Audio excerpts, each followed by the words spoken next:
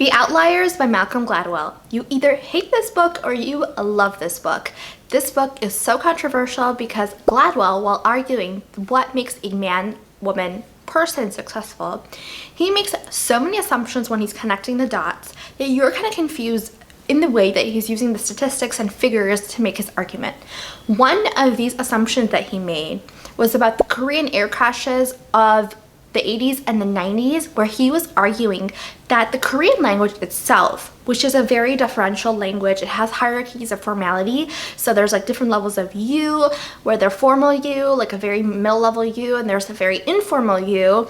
All the different yous and the ways that the language controls the people who speak it contributed to the crashes. So essentially, in the Korean airline crashes of the 80s and 90s, people were having issues because the pilots, there's junior pilot and a senior pilot. The junior pilot couldn't correct the senior pilot because he felt like he was inferior and he couldn't use language because it's a very subtle language. You have to subtly hint things, and if the hint isn't taken or the senior person doesn't care what you're saying, your idea gets left behind. What you're trying to convey goes lost.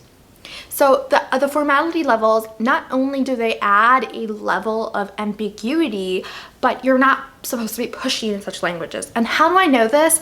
I actually speak intermediate Korean, and I speak Urdu, which is also an Asian language that is extremely differential, and we have all the levels of you and the levels of ambiguity and all these rules, these cultural rules of formality and deference, which are embedded within the language. So when the Korean airlines actually stopped using Korean in their pilot talk and in their flight controls, they actually stopped having their plane crashes.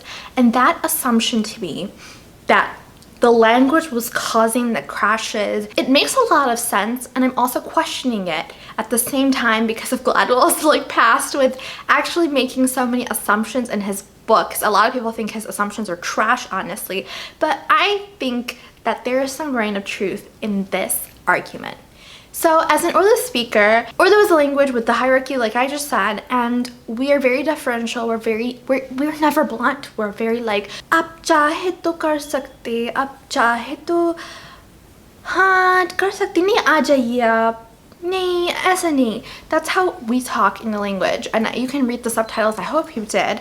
It's very deferential, it's very polite, and depending on your gender, your age, your status in society, those hierarchies change. Now, I'm a female in my 20s, and a lot of people just take the informal tu, which is very it's not rude, but it's not polite either.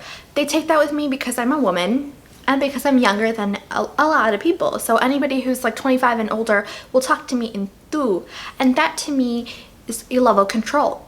A lot of people just use it casually because my mom's friends, my mom, my parents, these people use it because they love me and they like that informality with me. Me in turn, I use a formal up in my language, and that shows respect, and I confer dignity upon the people that I'm talking. But sometimes there are people that use the language basically to control you.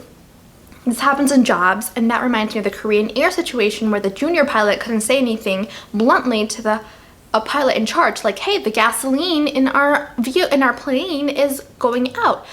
That didn't happen. And even in my society, in my culture, in households that are very strict and rigid, families, you can't tell your parents things because the language is controlling.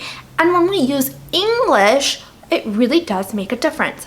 What I do when I speak to people who are trying to control me using language, try to show me a degree of disrespect, what I do is I switch to English. Indians, usually from where I'm from in India, Hyderabad, people speak amazing English. They're very fluent. They've gone to school in English. Their English is beautiful, as good as ours, but they're still a little bit taken aback when we speak this rapid American English. So when I switch to American English and I'm talking like how I'm talking to you, very formally, they kind of get taken aback, and I become the person in the driver's seat. And I do this because they are trying to show me that I'm less as a woman or as a social hierarchy. Like mother-in-laws will talk to daughter-in-laws with the tu, which is very informal, to try to show them control, or your bosses will talk to you in tu just to make you feel inferior. Older snobby people will do this to you to make you feel like you're trash, and conversely, like if you're a rich, sophisticated person of my age, they would be like, "Aap kaise hai?" with the formal up, you know? And so those kind of hierarchies, you can tell when someone's using language to be snobby, to be controlling. And when you switch to English with these people, you break that bond of control and you become the one in control. So I can see where Gladwell gets his argument from, that indeed Korean Air stopped having crashes when they switched to English, because English is an amazing language of democratizing, and it totally does make us even when it comes to linguistics. You English speakers do not know how lucky you are. I mean, languages like Urdu, Korean, Japanese, they're beautiful.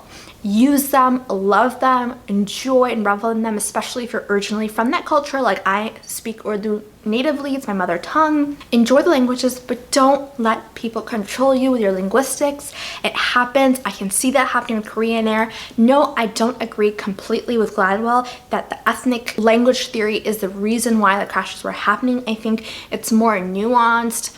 It's also culture of Korean Air, probably. Like each business, each company has its own rules and ways of working, and I think the hierarchy could have been from the way that a company was structured, but I do see where he's coming from, and that much I'm gonna give to Gladwell, that yes, your assumption here might just be correct. And my tip for today is that if you speak any of these languages, whether it's Japanese, Korean, Urdu, whatever it is, and the person that you're speaking to that is using a language to control you in your social settings or your business setting, switch to English and see what happens.